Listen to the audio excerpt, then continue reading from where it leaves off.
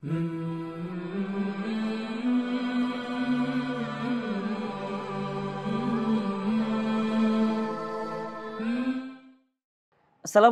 warahmatullahi wabarakatuh.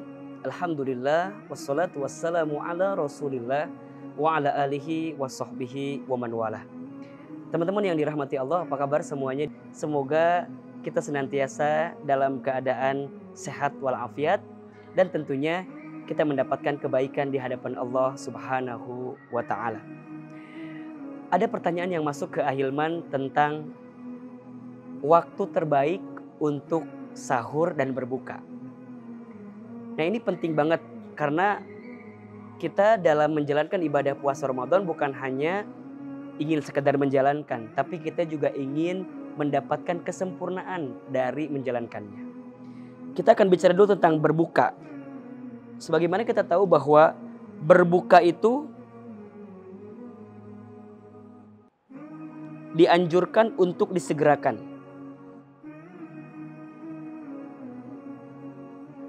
Nah, jadi artinya saat berbuka kita harus menyegerakannya. Tapi saat berbuka pun berarti waktunya kapan, Ustadz? Waktunya adalah saat azan berkumandang, kita harus menyiapkan di antara makanan atau minuman untuk berbuka. Kalau bicara tentang jenis makanannya atau minumannya, dalam beberapa keterangan disebutkan Rasul itu kalau berbuka biasanya dengan yang manis-manis.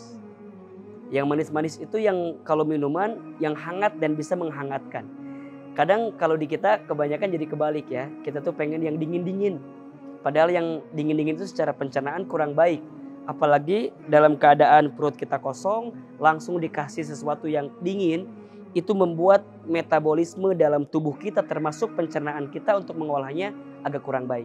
Maka dianjurkan untuk menyiapkan minuman yang hangat, manis, hangat. Kemudian makanannya pun juga makanan yang dianjurkan oleh Rasulullah SAW. Nah, bisa kurma, atau mungkin kalau sekarang bisa bentuknya yang manis-manis seperti kue atau biskuit atau roti gitu, itu boleh. Nah, tapi kalau di kita mungkin favoritnya adalah gorengan ya. Gorengan tuh kayak rukun berbuka gitu.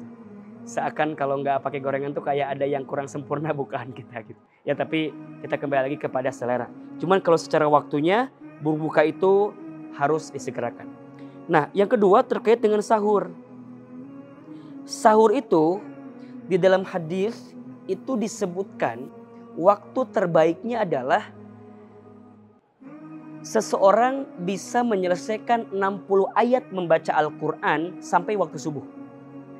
Nah, jadi tapi angka ini kan jadi angka yang subjektif gitu. Tergantung orang membacanya, kualitas bacaannya seperti apa gitu. Kalau ada orang yang lancar bacaannya mungkin bisa cepat 60 ayat itu. Tapi kalau orang yang terbata-bata bacanya bisa lama. Nah, makanya kalau bicara tentang waktu sahur, maka sebenarnya waktu terbaiknya itu kita ambil aja waktu yang paling cepat gitu. Sekitar 45 menit menjelang azan subuh. Nah, ini waktu terbaik. Makanya nanti kalau misalnya teman-teman sekalian melihat tentang perpaduan dari waktu ya. Kan kalau waktu malam itu dimulai dari kapan? Malam itu dimulai dari terbenamnya matahari di siang hari, kemudian masuknya waktu yang gelap atau waktu hitam. Berarti dari maghrib juga kalau sudah berganti suasana menjadi gelap itu sudah masuk waktu malam. Jadi kalau kita bikin jam, misalnya ini walaupun gak lingkaran ya anggap aja lingkaran lah. Ya. Jadi ini ada jam 6, ini jam 9, ini jam 12, ini jam 3. Nah, jadi waktu malam itu bisa dimulai dari jam 6, jam 9, jam 12, jam 3. Nanti ada waktu setengah malam atau pertengahan malam, berarti jam 12 malam. Ada waktu terbaik untuk sholat tahajud atau sholat qiyamul lail, sepertiga malam. Kapan waktunya? Antara ini nih. Jadi ada jam 1, jam 2, jam 3. Ada jam 4, ada jam 5. Nah, waktu terbaik untuk qiyamul lail adalah antara jam 2 sampai jam 4 jika adzan subuhnya jam 5. Berarti kalau waktu adzan subuh jam 5, kita pengen tarik jadi waktu sahur terbaik, kurangi 45 menit. berarti pasnya jam setengah 4 subuh jika waktu azan subuhnya jam 5. Itu waktu yang terbaik. Karena kalau waktu sahur terlalu awal, yang terjadi adalah ada momentum-momentum yang kita lewatkan di waktu sahur. Di antaranya adalah memperbanyak istighfar di waktu sahur. Sebagaimana dalam Al-Quran disebutkan wafil ashari yastaghfirun. Allah menganjurkan kepada kita di waktu sahur itu membaca istighfar. Maka saat kita melakukan sahur dari jam setengah 4, mungkin taruhlah makan setengah jam, dari jam 4 menjelang subuh itu kita maksimalkan untuk memperbanyak istighfar dan berdoa. Bukan tidur lagi. Banyak di antara kita yang habis sahur karena subuhnya masih lama tidur lagi. Ujungnya sahurnya tepat waktu, subuhnya akhir waktu, bahkan jadi lupa.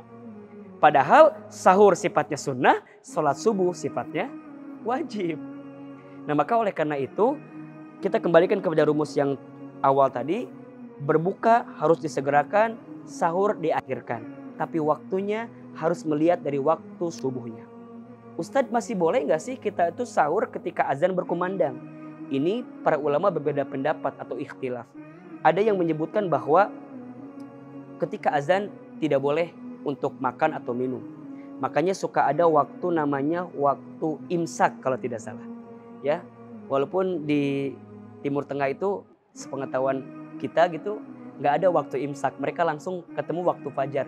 Tapi di Indonesia itu diberikan waktu imsak.